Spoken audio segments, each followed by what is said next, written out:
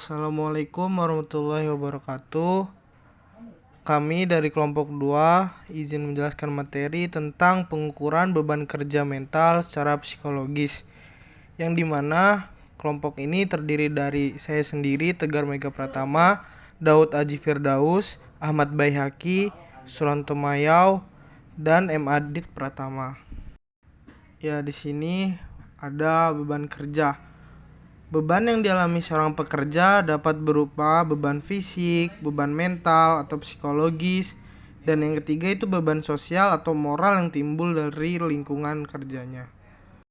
Di sini juga ada definisi beban kerja mental, yang dimana definisi ini menurut Henry R. Jacques, yang dimana beban kerja yang merupakan selisih antara tuntutan beban kerja dari suatu tugas dengan kapasitas maksimum beban mental seorang dalam kondisi termotivasi. Selanjutnya adalah beban kerja mental seseorang dalam menangani suatu pekerjaan yang dapat mempengaruhinya. Yang pertama itu jenis aktivitas dan situasi kerjanya. Dan yang kedua, waktu respon dan waktu penyelesaian yang tersedia. Yang dimana terkadang kita sebagai pekerja itu terkendala dalam segi waktu, yang dimana waktu pun ditentukan. Terus yang ketiga, faktor individu seperti tingkat motivasi, keahlian, kelelahan atau kejenuhan, yang dimana kita juga sebagai pekerja bisa mengalami kelelahan atau kurangnya motivasi dari orang-orang sekitar, yang dimana itu mempengaruhi mental kita sendiri. Terus yang keempat itu toleransi performansi yang diizinkan. Ya, terkadang toleransi yang diberikan oleh perusahaan atau atasan itu tidak sesuai, yang dimana itu juga bisa untuk mempengaruhi beban mental kerja seseorang. Pengukuran beban mental. Yang pertama yaitu secara teoritis, yaitu dengan pendekatan ergonomi biomekanik. Yaitu pendekatan ini mencakup pengukuran proses persepsi, neuromotorik, dan biomekanik serta level kelelahan atau kejenuhan pekerja. Kemudian pendekatan psikologis, yaitu pengukuran pendekatan psikologis menggunakan atribut-atribut seperti motivasi, antisipasi, keterampilan, dan batas marginal kelelahan. Yang kedua yaitu secara teknis, yaitu pengukuran beban kerja mental secara objektif dan pengukuran beban kerja mental secara subjektif. Pengukuran beban kerja secara objektif yaitu suatu pengukuran beban kerja di mana sumber data yang diolah adalah data-data kuantitatif yang termasuk ke dalam pengukuran beban kerja mental ini diantaranya. Yang pertama yaitu pengukuran denyut jantung, di mana pengukuran ini digunakan untuk mengukur beban kerja dinamis seseorang secara manifestasi gerakan otot. Kemudian metode ini juga biasanya dikombinasikan dengan perekaman gambar video untuk kegiatan Manhattan Study. Yang kedua, pengukuran cairan dalam tubuh. Pengukuran ini digunakan untuk mengetahui kadar asam laktat dan beberapa indikasi lainnya yang bisa menunjukkan kondisi dari beban kerja seseorang yang melakukan suatu aktivitas. Yang ketiga, pengukuran waktu kedipan mata. Durasi kedipan mata dapat menunjukkan tingkat beban kerja yang dialami oleh seseorang. Orang yang mengalami kerja berat akan lelah, biasanya durasi kedipan matanya akan lama. Sedangkan untuk orang yang bekerja ringan, durasi kedipan matanya relatif lebih cepat. Yang keempat yaitu pola gerakan bola mata. Umumnya gerakan bola mata yang berirama akan menimbulkan beban kerja yang optimal dibandingkan dengan gerakan bola mata yang tidak beraturan. Pengukuran beban kerja mental secara objektif. 5. Pengukuran dengan metode lainnya yaitu dibagi menjadi 2. Pertama, alat ukur flicker. Kedua, ukuran performansi kerja operator. Alat ukur flicker. Alat ini dapat menunjukkan perbedaan performansi mata manusia melalui perbedaan nilai flicker dari tiap individu. Perbedaan nilai flicker ini umumnya sangat dipengaruhi oleh berat atau ringannya pekerjaan, khususnya yang berhubungan dengan kerja mata. 2. Ukuran performansi kerja operator. Ukuran performansi kerja operator dibagi menjadi 2, yaitu 1. Jumlah kesalahan atau error. 2. Perubahan laju hasil kerja atau work rate. Pengukuran beban kerja mental secara subjektif.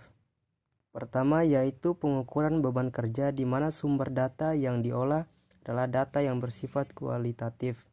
Kedua, pengukuran ini merupakan salah satu pendekatan psikologi dengan cara membuat skala psikometri untuk mengukur beban kerja mental. Ketiga, cara membuat skala tersebut dapat dilakukan baik secara langsung atau terjadi secara spontan maupun tidak langsung atau berasal dari respon eksperimen.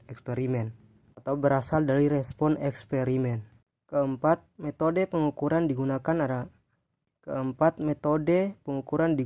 adalah dengan memilih faktor-faktor beban kerja mental yang berpengaruh dan memberikan rating subjektif. Pengukuran beban kerja mental secara subjektif. Pertama, menentukan faktor-faktor beban kerja mental pekerjaan yang diamati. Kedua, menentukan rank dan nilai interval. Ketiga, memilih bagian faktor beban kerja yang signifikan untuk bertugas-tugas yang spesifik. Keempat, menentukan kesalahan subjektif yang diperhitungkan berpengaruh dalam memperkirakan dan mempelajari beban kerja. Tujuan pengukuran beban kerja mental secara subjektif. Pertama, menentukan skala terbaik berdasarkan perhitungan eksperimental dalam percobaan. Kedua, menentukan perbedaan skala untuk jenis pekerjaan yang berbeda. Ketiga, mengidentifikasi faktor beban kerja mental yang secara signifikan berhubungan berdasarkan penelitian empiris dan subjektif dengan menggunakan rating beban kerja sampel populasi tertentu. Metode pengukuran beban kerja mental secara subjektif. Menurut SWOT model, performansi kerja manusia terdiri dari 3 dimensi ukuran beban kerja, yaitu A. Time load atau T terdiri dari 3 kategori rating, yaitu time load rendah, time load menengah, dan time load tinggi. B.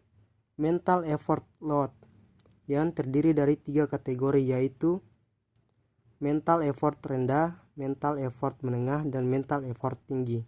C. Physiological stress load yang terdiri dari 3 kategori rating, yaitu physiological stress rendah, physiological stress menengah, dan physiological stress tinggi. Pengukuran dengan metode SWOT. Pengukuran beban kerja dengan metode SWOT dapat digunakan pada yang pertama, dunia penerbangan. Yang kedua, sektor industri seperti pada pabrik-pabrik tekstil, pabrik-pabrik perakitan kendaraan bermotor, dan pabrik-pabrik perusahaan yang memerlukan tingkat kecermatan yang tinggi. Yang ketiga, sektor berhubungan seperti untuk meneliti tingkat beban kerja bagi para pengemudi bus jarak jauh atau para masinis kereta api. Cara pelaksanaan pengukuran metode SWOT. 1. Memberikan penjelasan tentang maksud dan tujuan pengukuran kepada subjek atau orang yang akan diteliti. 2. Memberikan kartu SWOT sebanyak 27 kartu yang harus diurutkan oleh subjek menurut urutan kartu yang menyatakan kombinasi workload yang terendah hingga tertinggi menurut persepsi atau intuisi dari setiap subjek. 3. Melakukan pencatatan urutan kartu yang dibuat oleh subjek, kemudian di-download di komputer program SWOT sehingga didapatkan nilai dari SWOT score untuk tiap subjek. Cara pelaksanaan pengukuran metode SWOT. 4. Berdasarkan nilai-nilai tersebut, komputer mengkonversikan performansi bekerja dari subjek tersebut dengan nilai kombinasi dari beban kerjanya workload yang terdiri dari 1. Time load rendah, menengah, dan tinggi. 2. Mental effort load rendah, menengah, dan tinggi. 3. Physiological stress load rendah, menengah, dan tinggi. Bila nilai konversi dari SWOT scale terhadap SWOT rating berada kurang dari 40, maka performasi kerja subjek tersebut berada pada level optimal.